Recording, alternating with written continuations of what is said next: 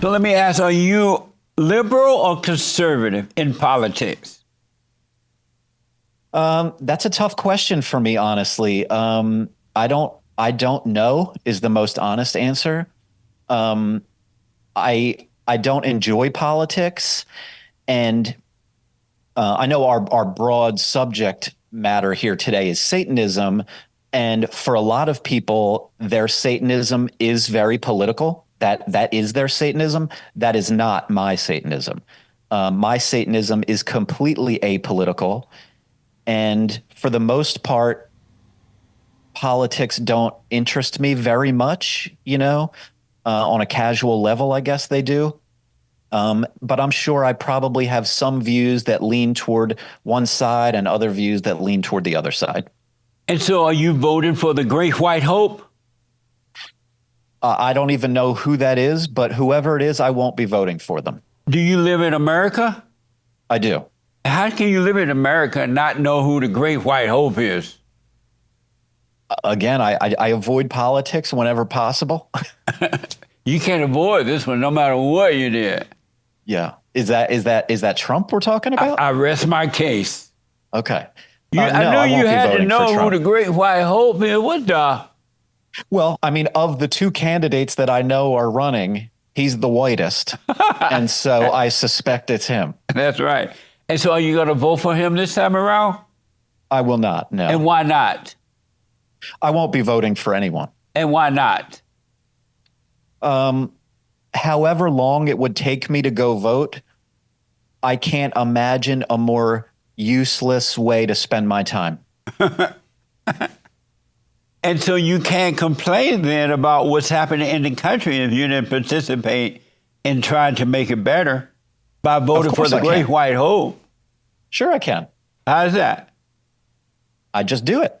It's like a little miracle that happens. I don't vote, and yet I complain. Does it seem right to complain and then do nothing about it? I'm sure you're probably familiar with the famous comedian George Carlin, right? Yes. I think he had a well-known bit about this very topic, and he pointed out that it is specifically the people that don't vote who get to complain because the people that do vote are responsible for the problems. You all did this, not me. Oh, what a mess. Do you believe racism exists? Yes, I'm sorry? yes. And what's your proof? Well, the way I understand racism is, having feelings about a group of people based on their racial identity and not anything about their actual person. And we see that all the time. There are pretty vocal racists out there in the world, racist organizations. They've been around forever. So how do you feel when the blacks are racist toward you as a white man? I wouldn't like it if anyone of any race was racist toward me. So how do you feel when the blacks are racist toward you as a white man? I wouldn't like that. Do you like it when they I treat would you not that like it, no. Right. And would you speak up for yourself? You sure? Yeah. Why are white people afraid to speak up to the blacks when the blacks are being racist toward them? I mean, I really couldn't tell you. I mean, that it doesn't describe experiences that I have with any regularity. I can't remember the last time where I felt I don't know, victimized in any way because of my race. So you never see black in your town. There are no blacks. Oh, there are plenty. My next door neighbor is a black family. Really? Does he have a Yeah. white wife or something? Nope, they're just a black family. And do you stay out of their way? I never viewed myself as in their way. Now I'm messing with you.